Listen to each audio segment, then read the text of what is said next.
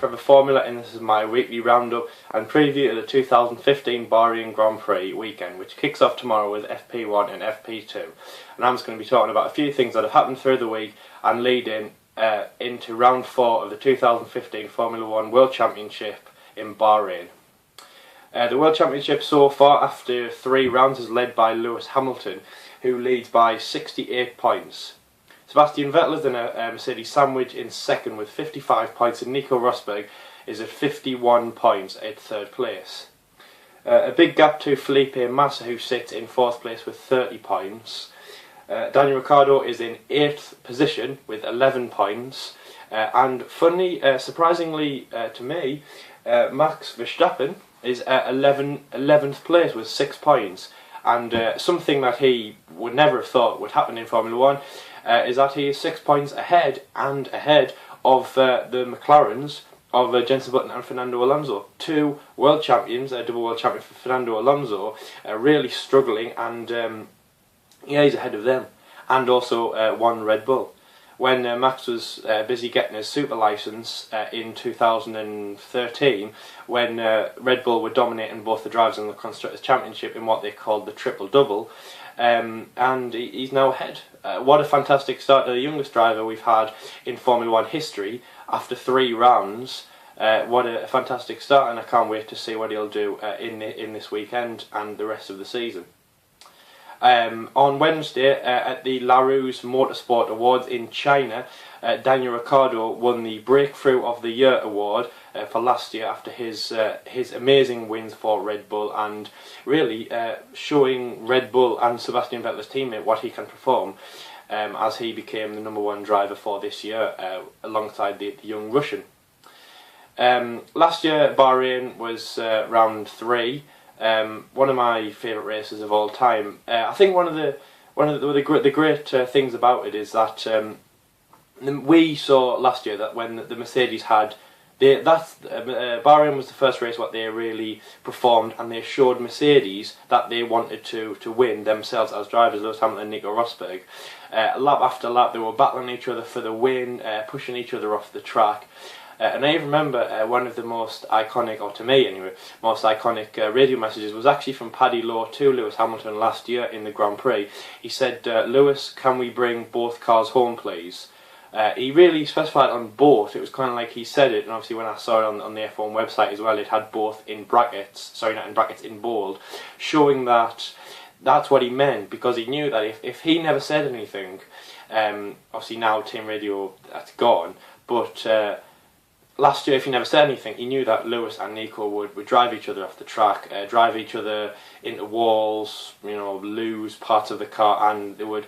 And from a possible, obviously 1st and 2nd place for the team, they could have ended up with 0 points, and that's what the team were really biting the fingernails about on the pit wall last year. That rivalry we saw obviously sparked other races. Monaco as a key example, and obviously Spa when Nico hit Lewis, causing Lewis to have a rear wheel puncture. They were obviously the 3 iconic races last year when Mercedes, that was when they wanted to win as drivers and not just as the team. They weren't working together as the team. And obviously in Monaco, that's when Lewis came out with the statement, "We're not friends," which Formula 1 it's a team sport to an extent, but obviously as you're a driver, you want to win within your team. Anyway, so that's what we saw from last year after the Bahrain Grand Prix. That's when the world knew that the Mercedes that's what they wanted to do. Lewis and Nico weren't going to work with each other. They were going to win. They were going to try and win together. Other things from the Bahrain Grand Prix last year, it was also when McLarens, they found out, at that point they were doing much better than last year than this year, but that's when Jenson and Kevin were getting each other's way a bit. Kevin pushed Jenson off the track. Jenson was on the radio saying things like, "We've got to sort this out, tell him how to drive, not so much let me go past, but to just get out of my way, you are, what are you doing in a way?" He's such a nice guy, Jenson, he wouldn't say anything bad about anyone, but it was sort of a get out of my way, I'm driving. Obviously last year was Esteban Gutierrez's flip in the air, coming into corner 1 after one of the longest home straights we have in Formula 1, and one of my favourite as well, especially on the F1 Xbox game. It's fantastic to go down there. So that was just a couple of things iconic that happened in the Bahrain Grand Prix last year. This year, what we can definitely expect is Ferrari to perform much better. In Ferrari, have had some great wins in Bahrain. Two of them, Fernando Alonso obviously delivered on some of those, especially in 2010. His very first race with Ferrari was a win in Bahrain. So we can and obviously with Sebastian Vettel, what we've seen, podium every single race that we've had, win in Malaysia. We can definitely say that he's going to perform. He is going to do really well this race, I imagine. My predictions is, again, it's a 1-2-3, which you've seen in the championship. It's going to be Hamilton, Sebastian, Nico. I've got a feeling that unfortunately Nico will have some sort of problem with the car. But likewise, Sebastian, it's not going to have a default second place. I think he will definitely deserve it. He'll be right behind the Mercedes at that point. But as we know from last week at the Chinese Grand Prix, Nico coming out with these excuses that Lewis was holding me up. Win for Nico. If that doesn't happen, then he's going to be firing these excuses. Vice versa, I imagine Lewis will as well. On the other side of the spectrum, I can't see a win for McLaren in the next few races, possibly post, Britain, something like that. Maybe the British Grand Prix will be a wake-up call for them. But again, Fernando Alonso, obviously fantastic run by him. One of the most memorable races for him was 2006, one of his best victories, when he was in the Renault, battling against Michael Schumacher, who was in the incredibly fast Ferrari at that point.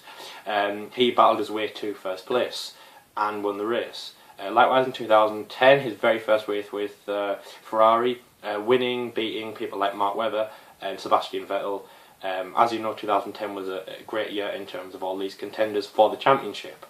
But again, a win for McLaren would be fantastic, but I think they are a long way off that. And to be honest, getting into the points for McLaren, I can't believe I'm saying this, I can't believe they're actually considering this after their run of so many World Championships and so many Constructors' Championships in the past with people like Ayrton Senna, that a victory for them, a moral victory, would just be to get into the points and get progressing up the World Championship standards, because as I say, they are at the bottom. They're really 0 points for both of them. They're really struggling. They've really got to turn this around. And also as well, they might be considering retirement after this season, especially Jensen being in Formula 1 so many times. McLaren bit the bullet thinking, we're going to hire Jensen back, but they haven't performed either well.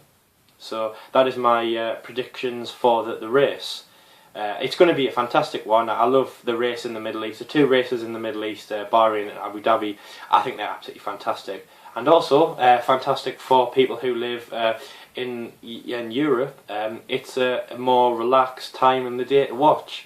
I know for myself living in the UK, Malaysia, Australia, Malaysia and China, the first three races are early morning races, got to get up early for them.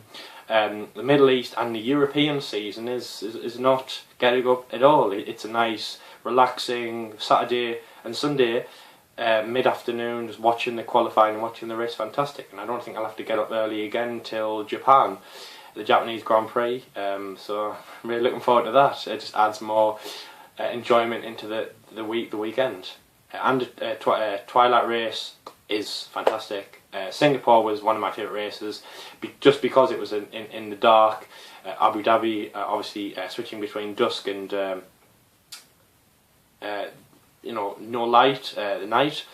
Bahrain is fantastic. I'm really great decided to change that. 2014 was obviously their first running of that from the victory from Lewis Hamilton. So that's about it for the weekly roundup and the preview to the 2015 Bahrain Grand Prix. I just want to say 256 likes on my Facebook page is fantastic. Thank you so much for all the likes.